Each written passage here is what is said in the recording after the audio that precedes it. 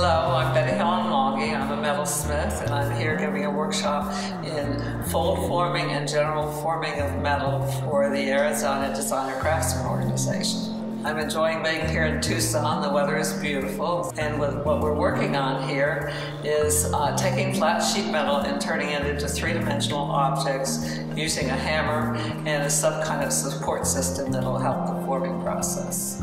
What I really find amazing and exciting about what I do is the magic that happens when you take a flat sheet of metal, with just a flat sheet of metal, a 2x4 with a depression in it, and a hammer that matches that depression. You can make a three-dimensional piece that's graceful and beautiful and useful.